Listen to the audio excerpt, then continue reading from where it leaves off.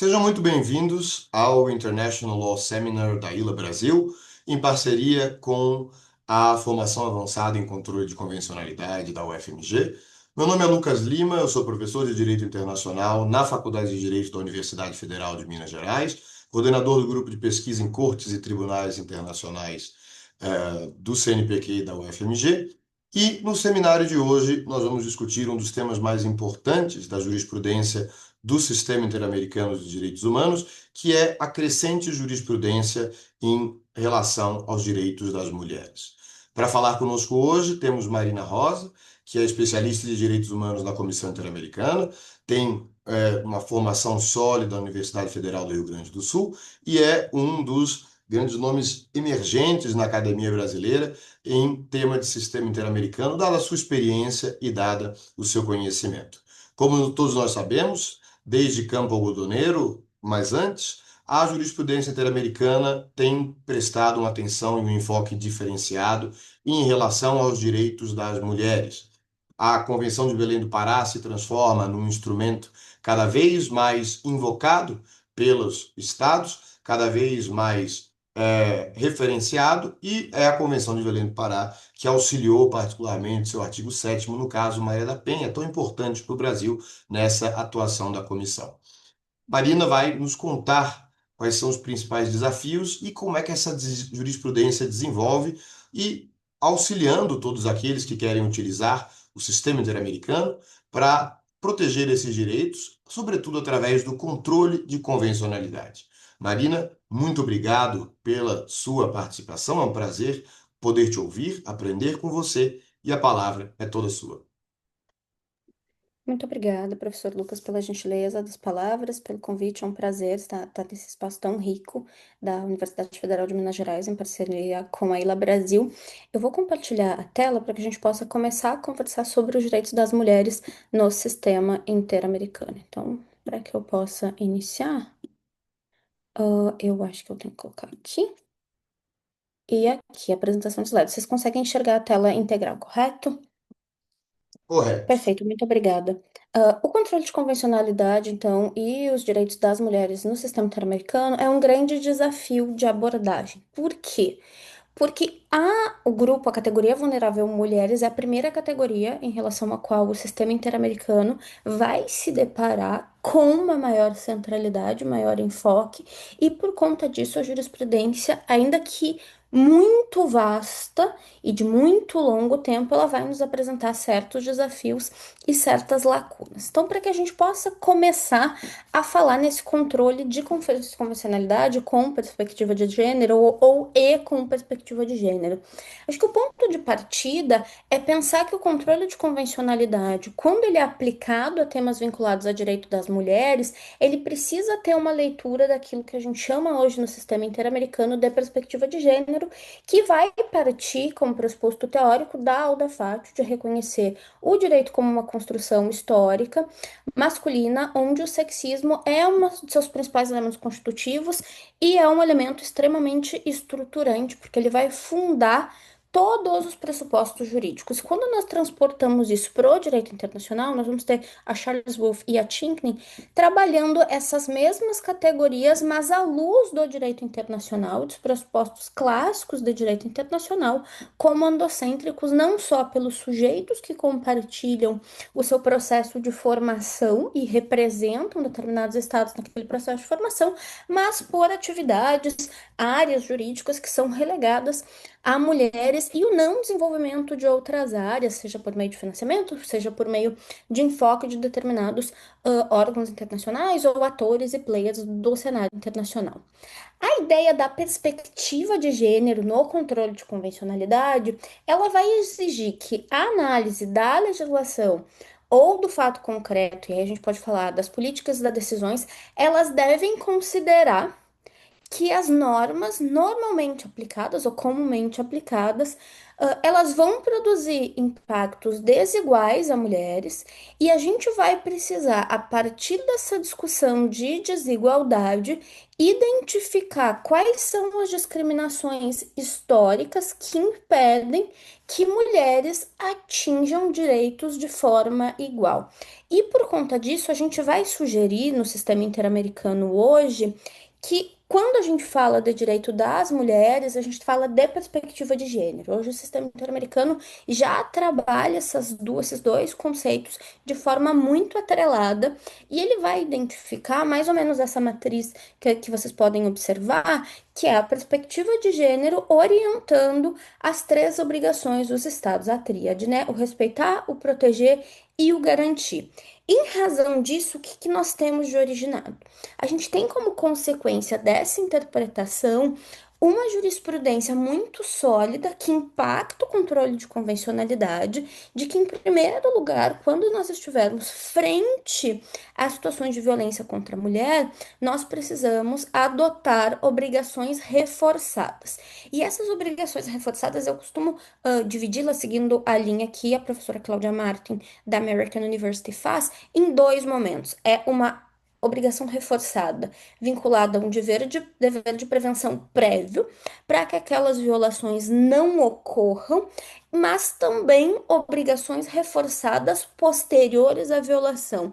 Em a violação ocorrendo, nós temos que adotar preventivamente algumas medidas de caráter reforçado para que essas violações parem de ocorrer e para que a gente não envie uma mensagem à comunidade ou à sociedade de que essas violações são aceitas. Então, nesse contexto, as obrigações gerais dos estados com perspectiva de gênero, elas partem do pressuposto de que os estados, primeiro, eles precisam legislar.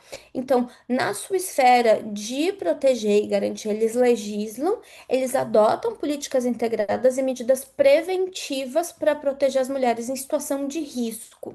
E a gente pergunta, né, quem são essas mulheres em situação de risco? Todas as mulheres são dentro do que o sistema interamericano interpreta como um grupo em situação de risco, mas algumas mulheres encontram-se em um risco acentuado por questões de interseccionalidade, que o sistema interamericano vem desenvolvendo desde o caso da Gonçalves Jui, e que hoje a gente tem uma esfera um pouco mais consolidada de que esses fatores de interseccionalidade de risco acentuado se relacionam notadamente ao gênero, à classe, a atividade laboral desenvolvida por essa mulher, a idade, a nacionalidade, a orientação sexual, identidade de gênero também, as questões de raça. Então, vários elementos vão colocar determinadas mulheres naturalmente em situações de risco. Mas, por outro lado, a gente já tem uma jurisprudência extremamente consolidada que o Estado também vai identificar situações de risco, como é o caso da Maria da Penha, quando mulheres denunciam fatos de violência contra elas, o Estado deveria adotar medidas para prevenir e evitar a continuidade daqueles atos.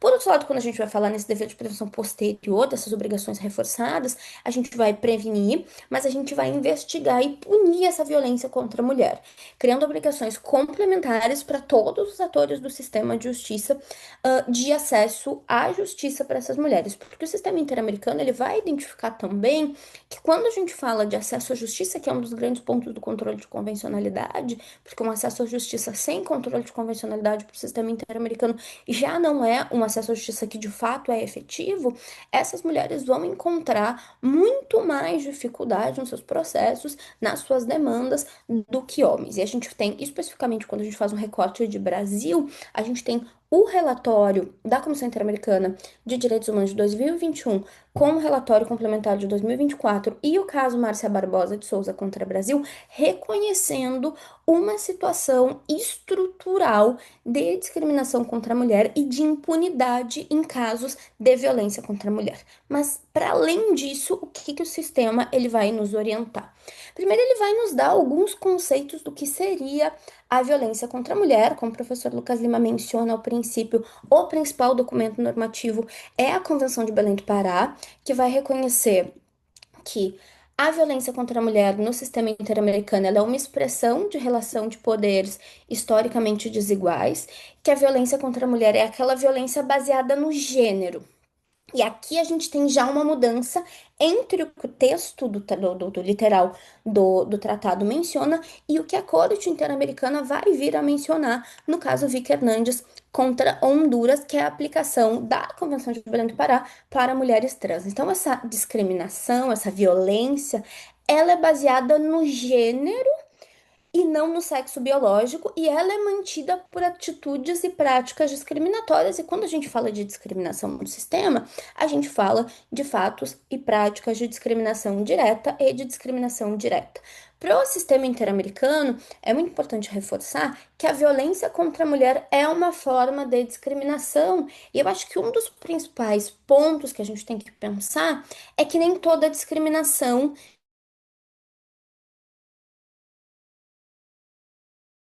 onde se constata a discriminação contra a mulher, mas que a Corte Interamericana não reconhece a violação como uma violência de gênero, ou seja, a Corte Interamericana não reconhece a violação à Convenção do Belém do Pará. E eu acho que o caso mais recente que nós temos é o caso da Neuza e da Gisele, que é o caso de racismo e discriminação racial no Brasil. O que que acontece no caso Neuza e Gisele, né? Nós temos no caso Neuza e Gisele o primeiro caso de reconhecimento de racismo, racismo estrutural e institucional no Brasil pela Corte Interamericana, e nós temos toda uma narrativa, uma construção de parte da Corte Interamericana, quando vocês encontram no início da sentença, toda uma análise contextual da discriminação acentuada que mulheres negras sofrem no mercado de trabalho.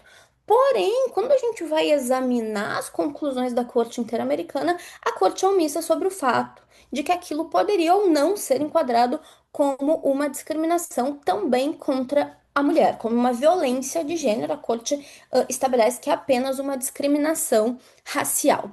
Desde o caso Perosto e outros, e Rios e outros contra a Venezuela, a baliza que a corte tem utilizado, mais expressa nesses dois casos, e ela me parece um pouco equivocada, que é comparar quando a violação é perpetrada contra a mulher, se aquela mesma violação poderia ser perpetrada contra homens. E a corte vai entender que quando a mesma violação poderia comumente também ser perpetrada contra homens, a gente não teria uma violação, e uma violência de gênero, a gente teria só uma situação eventualmente discriminatória. Esse caso são duas jornalistas privadas de liberdade na Venezuela, e a corte vai entender que essas mulheres são privadas de liberdade porque elas eram opositoras políticas e jornalistas e não porque elas eram mulheres.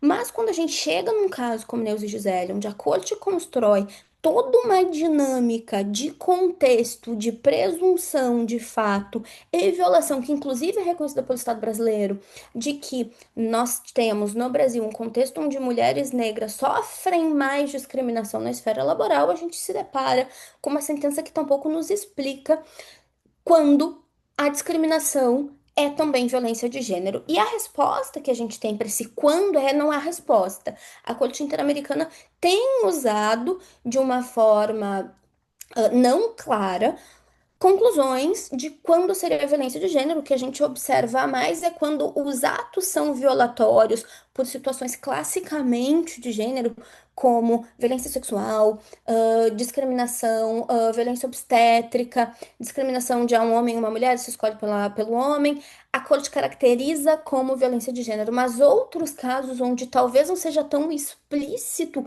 a corte não caracteriza, o que, na minha concepção, também contraria a própria jurisprudência da Corte e também da Comissão Interamericana, no sentido de que você tem que analisar o direito com perspectiva de gênero, porque ao momento que você analisa o caso da Neuza e da Gisele, por exemplo, com perspectiva de gênero, você vai encontrar que aquelas mulheres negras só sofreram aquele tipo de discriminação por serem mulheres negras, né? Por dentro da pirâmide discriminatória no Brasil, estarem na base da pirâmide de discriminações e situações de violação de direitos humanos. Os que o sistema hoje, particularmente a Corte, nos aponta é que existem formas de manifestação de discriminação que sempre vão ser trabalhados como violência de gênero. Quais são elas? Violência desigual tratamento desigual arbitrário direcionado à mulher, especificamente contra a mulher. No caso, por exemplo, da Karen Atalariffo contra Chile, onde ela, por ser uma mulher lésbica, é discriminada e as decisões são bem específicas naquele sentido. Discriminação com base nas categorias proibitivas, então alguém discrimina por gênero, né? Porque a categoria proibitiva do artigo 1.1 já é entendida não como sexo, mas como gênero. Discriminação indireta e violência extrema como forma de discriminação, como a gente vai trabalhar a discriminação estrutural e a ausência de medidas positivas, a gente vê ela como uma violência de gênero em casos como Campo Algodoneiro, onde a violação explícita, ela comumente é sofrida por corpos femininos, que é o caso da violência sexual. Mas a desigualdade estrutural e a ausência de medidas positivas, por exemplo, em relação a mulheres negras, no caso Neuza e Gisele, ela não é entendida como uma violência de gênero, que a gente vai ter, assim, então, alguns dos desafios, eu diria, para pensar o controle de convencionalidade e os direitos das mulheres no sistema interamericano. É romper com o estereótipo de que violência de gênero é sempre violência sexual e pensar situações discriminatórias onde determinados grupos de mulheres vão sofrer aquela violação também por serem mulheres e por carregarem consigo todo aquele espectro de interseccionalidade que lhes é inerente. O que que a gente tem mais do sistema? E aí a minha sugestão é que a gente fale de alguns temas, e eu selecionei aqueles temas que eu acho que são os principais sobre o direito da mulher. O primeiro é o direito à vida, e o caso clássico são os casos de feminicídio, que é o Gonzalez e outras Campo Algodoneiro contra México. Esse é o grande caso, o grande início, inclusive do reconhecimento de competência contenciosa da Corte para julgar a Convenção de Belém do Pará, do qual eu particularmente tenho algumas ressalvas sobre a interpretação feita pela Corte Interamericana, mas é que eu acho que é importante a gente estabelecer que a Corte, nesse momento, e o que se sabe é que tem uma inflexão muito grande para caracterizar aqueles fatos como feminicídio. Tanto que a Corte não vai dizer sempre é feminicídio, é feminicídio. A Corte vai dizer que o feminicídio, naquele caso, aquela situação também pode ser chamada de feminicídio, que também é reconhecida como homicídio de mulher por razão de gênero, e ela utiliza isso, sobretudo, a partir das perícias de uma professora mexicana em particular, para tentar muito lentamente falar de feminicídio. Como e o que o sistema reconhece nesse momento? Que o feminicídio e a discriminação de gênero, ela está associada a crimes que se vinculam a alto grau de violência, a um contexto discriminatório e uma falta de resposta eficiente por parte do Estado, porque a gente já tinha, nesse momento do caso Campo Algodoneiro, uma série de manifestações das Nações Unidas e mesmo da Comissão Interamericana reconhecendo o local das violações, que é Ciudad Juárez, no México, na fronteira com os Estados Unidos, como um dos piores lugares do mundo para ser mulher, um dos locais com mais índices, com os índices mais altos de violência contra a mulher. Mas o que que ela nos traz de matéria de controle, né? Primeiro, reconhecer que a violência contra a mulher existe, que ela é uma violência específica e que o feminicídio também existe, aquele homicídio fundamentado por razões de gênero. Ela vai impor determinadas obrigações para os estados que até então não existiam, até porque se a gente faz um retrospecto das sentenças da corte, eu acho isso muito interessante, a gente tem um apagamento de todas as mulheres vítimas de direitos humanos. Quando a gente pega, por exemplo, o caso da Brenda McShang contra a Guatemala, a gente simplesmente ignora que a Mita é uma mulher, ela é assassinada em frente ao seu local de trabalho. Quando a gente analisa o caso de defensor de direitos humanos, o caso leva o nome de defensor de direitos humanos, mas na verdade verdadeira, a vítima era uma defensora, a mulher, mas o caso é chamado de defensor de direitos humanos. Então, a corte, ela vem visibilizando a temática de gênero e no campo algodoneiro, ela nos fala algumas coisas que hoje parecem óbvias, que é primeiro, o fato de que os estados devem possuir um marco jurídico eficaz de sanção da violência contra a mulher. Eles devem adotar políticas públicas e estratégias integradas de erradicação da violência contra a mulher e do uso de estereótipos de gênero, não só em relação aos seus agentes, mas em relação também à sociedade, e eles têm que adotar uma linha de fortalecimento institucional, porque naquele caso a gente vai ter a polícia se negando a investigar o paradeiro das meninas que estavam desaparecidas e posteriormente adotando uma série de estereótipos, como por exemplo, dizendo que elas haviam fugido com os namorados, que elas jamais teriam sido assassinadas. Nesse caso, a gente tem o primeiro caso, mas a gente tem alguns outros casos que são muito relevantes. Primeiro, o caso da Maria da Penha, que é um caso da Comissão Interamericana, que é prévio a Campo Algodoneiro, que, na minha opinião, junto com a Raquel Mejia, são os dois grandes casos do sistema interamericano que iniciam o debate de gênero, e são dentro da comissão, não na corte. E aqui a gente vai ter uma discussão de feminicídio tentado. A gente não tem muitos avanços ainda de feminicídio tentado perante a corte, mas eu acredito que nos próximos anos nós teremos. E é entender se perdão, o feminicídio tentado ele vai impactar também no direito à vida, e a posição da comissão nos últimos anos tem sido que sim, a corte ainda não se pronunciou, então a gente pode observar, quando a gente compara as sentenças, que o que a Corte Interamericana basicamente tem feito é reiterar o que a comissão já disse, mas de outra forma e com outras citações. Então, se a comissão já disse, é muito possível que a corte adote essa posição, mas com outros rodapés, possivelmente os utilizados pela comissão. A gente vai ter o caso da Dina Carrion, que é o mais recente de feminicídio, que é um caso da Venezuela, da Nicarágua, que é um caso de não investigação de feminicídio e de aplicação de estereótipos de gênero. E a gente tem o caso, né, que é o nosso primeiro caso brasileiro que chega à corte, e chega à corte, na minha opinião, bastante tarde para a situação que a gente tem de violência contra a mulher no Brasil, que é o caso da Márcia Barbosa. Que a gente vai ter basicamente a reiteração dos estándares da corte no caso do Campo Algodoneiro. O que a gente tem em temas de direito à vida que me parece que é novo, que me chama mais atenção, que é algo que a gente não tem tanto no Brasil, é o conceito de vida digna como vida livre de violência, que é o caso da Guzmán Albarracín, que é uma menina que ela estudava numa escola interna e que ela é vítima de violência sexual pelo diretor dessa escola, ela é engravida e ela não tem acesso a nenhuma forma de interrupção da gestação, ela tá naquele local de absoluta violência institucional, essa menina se suicida. O que acontece aqui? A gente vai ter um conceito de vida digna por primeira vez atrelado à vida livre de violência. Então, a vida digna da mulher é uma vida onde ela não sofre violência, onde o Estado tenha medidas mínimas de proteção contra abusos da violência institucional, e aqui pela primeira vez o sistema vai reconhecer a violência institucional discriminatória em instituições de ensino e o fato de que a idade também de meninas e adolescentes seria um fator discriminatório. Então, uma medida, né, uma categoria proibitiva, como a gente vai dizer, de impossibilidade de discriminação. E aqui o sistema também, a corte vai apontar para a necessidade de acesso a condições materiais e imateriais que assistam essa vida digna. Ela faz um pouco do que a gente já vinha vendo desde o caso dos ninhos de la Calle contra Guatemala, mas aqui com uma perspectiva de gênero. A ideia é que a vida digna da mulher é aquela vida livre de violência. Os temas de violência sexual, sim, são temas que têm alterado bastante e que, em algumas situações, têm diferenciado muito do que a gente encontra no Brasil. E eu selecionei dois casos, que o primeiro são os dois casos talvez mais recentes da matéria. O caso da Brisa Angulo Laçada, que era uma menina e posteriormente uma adolescente que sofria violência sexual intrafamiliar.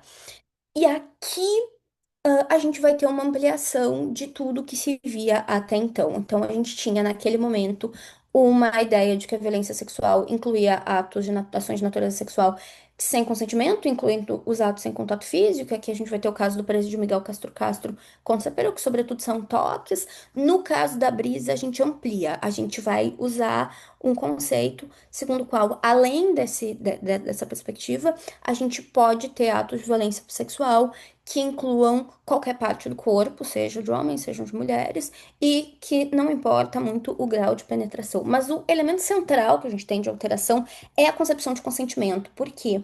Porque na Bolívia, naquele momento, não existia uma legislação que reconhecesse o não consentimento de forma clara.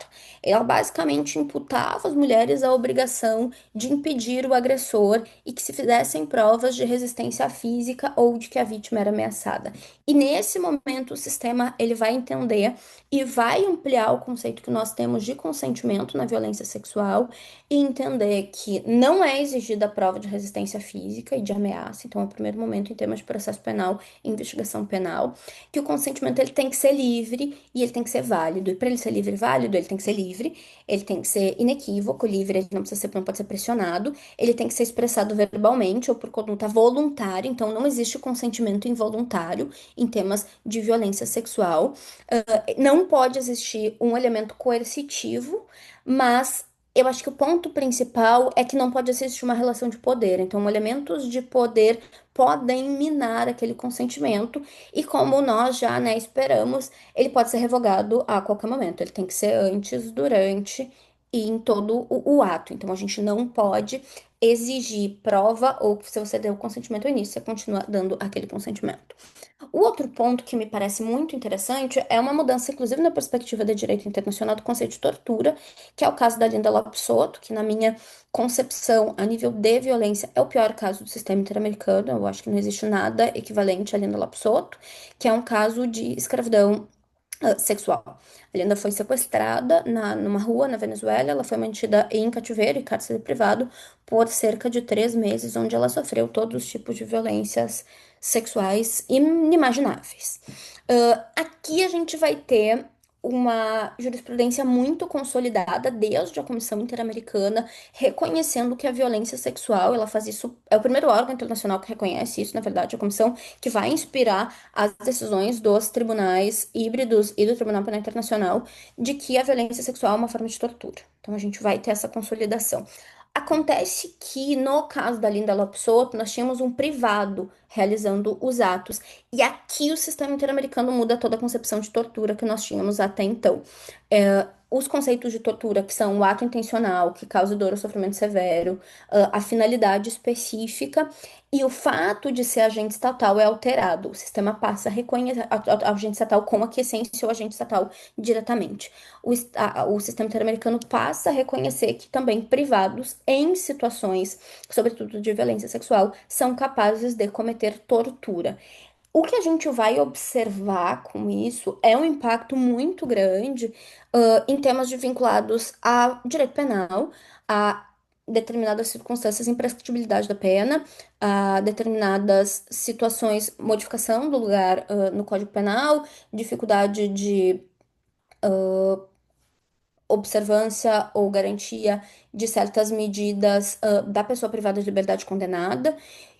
E o que a gente vai ter, por outro lado, é um impacto em toda a perspectiva do que é tortura para o sistema interamericano. Tortura para o sistema interamericano, a partir de Linda Lapsoto, que é 2018, se eu não me equivoco, passa a ser qualquer ato que cause dor ou sofrimento intencional com uma finalidade específica, independentemente de ter sido praticado por agente estatal, e isso muda muito a perspectiva de violência que o sistema vinha adotando. Mas quando é que a gente vai saber que uma violência sexual é tortura? Toda violência sexual é tortura, e a resposta é o sistema não deu resposta ainda. A gente tem alguns investigadores, em temas de pessoas privadas de liberdade, sobretudo, e eu citaria o professor Romendes e a professora Sofia Galvão, que trabalham com a ideia de que nem todos os atos de violência sexual são tortura. Para que um ato de violência sexual seja tortura, a gente vai precisar caracterizar o propósito de subjugação do perpetrador, o que para mim é meio paradoxal, né? Porque eu acho que na violência sexual sempre tem a necessidade de subjugação pelo perpetrador, mas o que me parece é que eles tentam colocar um grau mais elevado, é aquela ideia de fazer sofrer. A pessoa faz aquilo porque quer fazer sofrer. Por outro lado, quando nós estivermos diante de fatos, como foi o fato da Linda, que foi uma situação de escravidão sexual, nós sempre vamos estar frente a situações de tortura. Não há como não haver tortura quando alguém submete a outrem a uma situação de escravidão sexual. Então a gente vai ter, como o caso da Linda, essa grande expansão que eu acho que inclusive impacta a concepção futura do sistema em temas de escravidão, né, e exploração sexual, com a ideia de que você não precisa lucrar. Você simplesmente subjuga aquela pessoa, você mantém aquela pessoa privada de liberdade, você controla aquela pessoa e você viola sexualmente ela com constância. A gente já teria esse conceito observado, independentemente do lucro e do benefício econômico que você tivesse ou teria. E aí, para a gente já ir avançando, eu acho que a gente tem aqui o principal desafio, que são direitos sexuais e reprodutivos. Por que que a gente tem um principal desafio? Porque a gente vem muito bem, muito, muito bem, muito bem, muito bem. A gente tem o caso da Beatriz Arce, que é muito parecido com o caso da Balbina Pacheco, Rodrigues Pacheco contra a Venezuela, que são duas mulheres vítimas de violência obstétrica. Até então, eu acho que a Comissão Interamericana vinha adotando uma perspectiva mais progressista sobre a definição de violência obstétrica. Até que, quando esses casos chegam à corte, a comissão vai ter um impacto dessas decisões, que vai ser diferente do caso da Beatriz. A corte estabelece que a violência obstétrica é o tratamento, e eu vou ler ele aqui para a gente poder pensar: tratamento abusivo, desrespeitoso, negligente ou negativo de atendimento da gravidez, no parto, no pós-parto, vai ser uma ampliação da Comissão Interamericana no caso da Clipel, ou das mães de Cabo Frio contra o Brasil, quando perpetrada por alguém que atua como agente do sistema de saúde ou como se fosse, por exemplo, parteiras, bombeiros. O grande problema, na minha concepção, é que a violência obstétrica pode ser perpetrada por privados que não têm nenhuma atividade de saúde. Porque partos hoje, a gente pensar que partos e atividade obstétrica são realizadas sempre por pessoas com aquela formação específica, ou mesmo com uma formação tradicional, que a gente poderia falar de parteiras, a gente elitiza muito a ideia do parto, a gente elitiza muito a ideia do pré, né, e do pós-parto. Porque a gente desconsidera que outros agentes podem realizar esse tema, e a gente discutia muito na comissão a possibilidade, por exemplo, de bombeiros realizarem esse tipo de ação, ou, no caso de mulheres privadas de liberdade, de agentes carcereiros realizarem partos quando simplesmente ocorre e não há tempo de transferir essa pessoa para um local de privação de liberdade, para um local correto de privação de liberdade, para a mulher poder entrar em trabalho de parto, e essa discussão eu espero, com toda a sinceridade, que ela venha, ainda que com cara de 8,25, no caso da Denise Pérez Crispim contra o Brasil, que é a mulher vítima de violência durante a ditadura civil-militar e que entra em trabalho de parto em instalações hospitalares militares. Então, é um conceito bem reduzido, e quando você compara com o conceito das Nações Unidas, ele é mais reduzido ainda, porque o conceito da ONU é extremamente amplo, ele permite que qualquer ator público-privado perpetre violência obstétrica, e ele reconhece de forma mais explícita que o sistema interamericano as omissões no tratamento. Isso a gente vai ter não só, mas também com o desenvolvimento do caso da Aline Pimentel contra o Brasil. Mas o que o sistema nos diz de interessante? Uma obviedade, que toda violência obstétrica é uma violência de gênero. Toda, porque, né, mulheres. E aí eu acho que a gente já tem também o outro conceito. E o que que a gente vai fazer quando nós tivermos homens trans sofrendo violência obstétrica? Então, o sistema ainda não nos respondeu o que que a gente vai fazer, nem nos dá linhas maiores, porque ele vai dizer, ah, não, porque é uma violência sofrida por mulheres em razão do seu gênero. Assim, não, vamos repensar os conceitos. O segundo ponto, que me parece um pouco preocupante, num contexto onde a gente tem áreas de direito sendo criadas a todo dia, como direito médico, assim, que eu tenho certas restrições, é a ideia de que a violência obstétrica, ela é a única violência física que o sistema interamericano reconhece que não precisa ser investigada penalmente. O sistema interamericano reconhece que se você tiver uma investigação administrativa no Conselho de Medicina, é o suficiente. E isso é paradoxal quando a gente conhece e analisa outros casos de agressão, de violência física, mais simples que uma violência obstétrica. Então, o sistema aqui ele nos dá uma resposta que a mim me parece um pouco pela metade, que é até onde nós podemos chegar.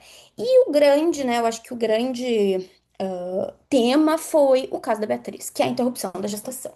Até então, o que nós tínhamos era o caso Baby Boy, da Comissão Interamericana de Direitos Humanos, que reconhecia a possibilidade de interrupção da gestação, com Baby Boy contra os Estados Unidos, de gestação em situações de risco à mãe, que é exatamente igual a DPF, sobre feto anencefalo, igual, nada, não muda nada.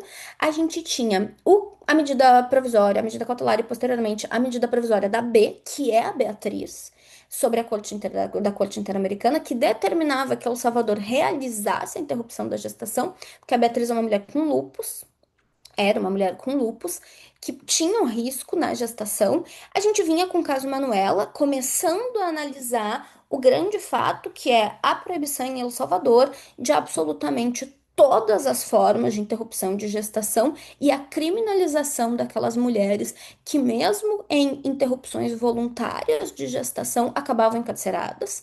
E a gente tinha o caso da fertilização in vitro, a Tavia Morijo, que nos dizia o que a corte vai dizer novamente em Beatriz.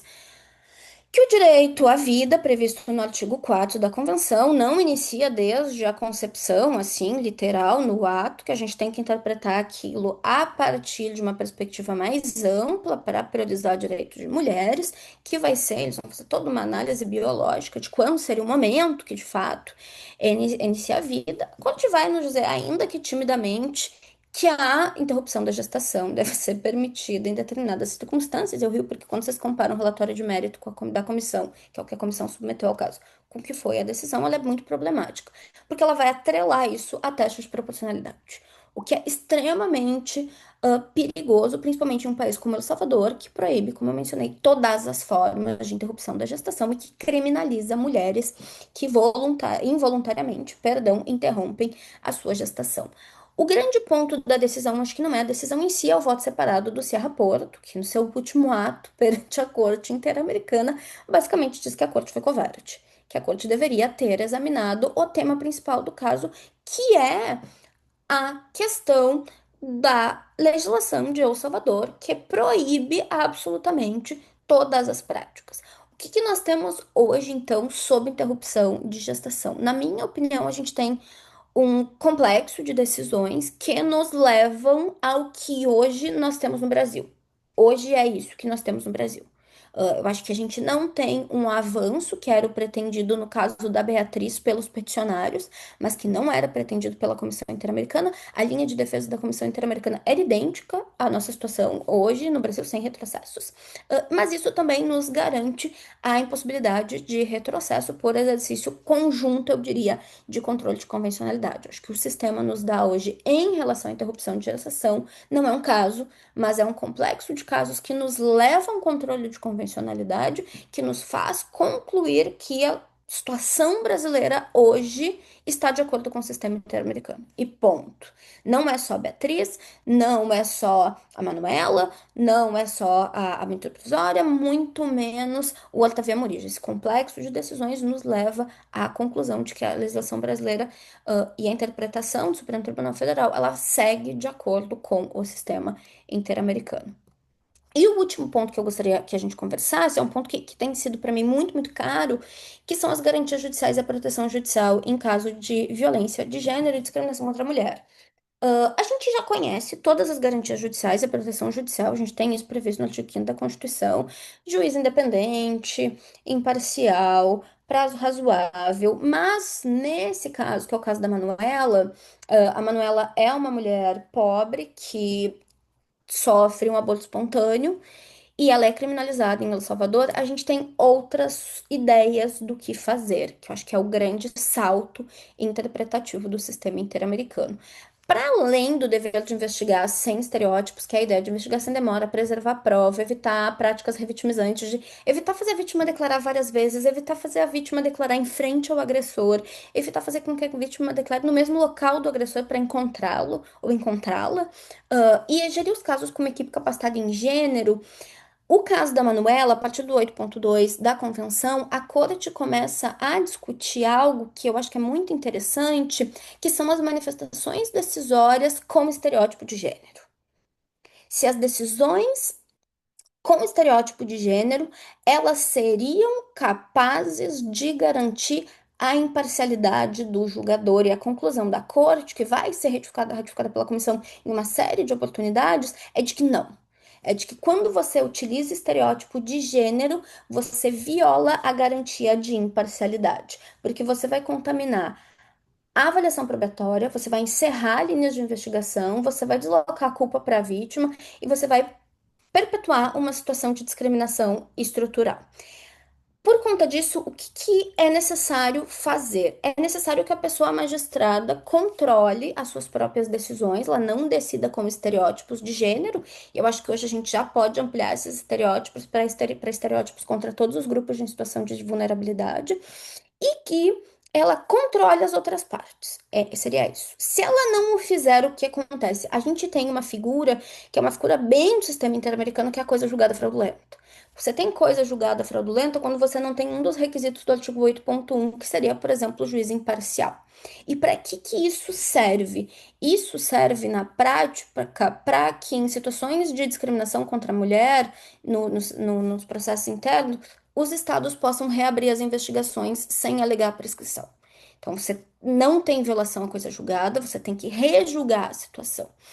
O que muda nisso para o sistema? Muda que, no caso Márcia Barbosa, até o caso Márcia Barbosa, a gente tinha essa perspectiva da Manuela de que era só a autoridade judicial que deveria controlar os atos dos atores, né, das partes. No caso da Márcia Barbosa, a gente vai ter, por parte do advogado de defesa, do deputado, o uso absurdo de uma série de estereótipos de gênero contra a Márcia, imputando a Márcia o uso de roupas curtas, imputando a Márcia o uso de substâncias ilícitas, imputando a Márcia tudo que a gente possa imaginar de clássico de discriminação. E naquela decisão, a Corte Interamericana vai dizer que também os advogados não podem, privados não podem utilizar-se de estereótipos de gênero e que as autoridades do sistema de justiça, que ela vai ampliar, todas se encontrarem uma pessoa advogada usando estereótipos de gênero, elas devem tolir aquele momento de manifestação, não utilizar, não fundamentar. Eu acho que nesse momento discutir esse tipo de tema, ele é muito importante porque a gente passa no Brasil por uma situação que é a tentativa de retrocesso do não uso do protocolo com perspectiva de gênero do CNJ. Então, a gente tem uma série de agentes públicos e privados que, via de regra, são agentes contrários aos direitos das mulheres, que vão atuar e vão fundamentar, primeiro, a incompetência do CNJ, a gente poderia discutir essa competência ou não do CNJ para decidir como é que o julgamento deve ser feito, mas que vão propor que as partes têm o direito de dizer o que elas bem entender, que cada um fundamenta a decisão como bem entender, né? Porque o livre convencimento do magistrado, o livre convencimento do Ministério Público, a estratégia de defesa da Defensoria Pública. E o que a gente vai, quando analisa de forma com controle, não só as decisões, né, mas as políticas públicas implementadas, é que Manuela e Márcia Barbosa, eles são têm como consequência, na minha leitura, o protocolo de julgamento com perspectiva de gênero. Esse é o grande, eu acho que hoje, no Brasil, o grande exemplo de controle de convencionalidade. Aí falta saber se foi proposital ou não, como controle de convencionalidade. Se o pessoal decidiu mesmo que vai ser um exercício de controle de convencionalidade, ou se foi aquele exercício mais só, né, de reforço argumentativo, de pensamos isso e a Corte Interamericana também acha a mesma coisa, então aqui um super saiyajin com tudo que tudo pode ser dito e garantir esses argumentos. Então, com esse ponto das garantias judiciais e da proteção judicial, eu agradeço novamente ao professor Lucas o espaço e a gentileza a todos vocês pela atenta escuta. Muito obrigada. Muito obrigado, Marina, por essa, eu diria que estimulante e ao mesmo tempo indignante exposição. É interessante notar tanto a evolução da corte, mas também a tua capacidade de oferecer as críticas a essa evolução e quais são os caminhos futuros que deveriam ser tomados e que precisam ser tomados nessa jurisprudência. Eu recordo aqui que a Marina está falando a título pessoal, não representa nenhuma das instituições para a qual está associada. É, e, nesse momento, nós vamos então passar ao debate. Eu vou encerrar a gravação e, deixando meu agradecimento à Marina, mais uma vez, desejar a todos uma excelente, continuação.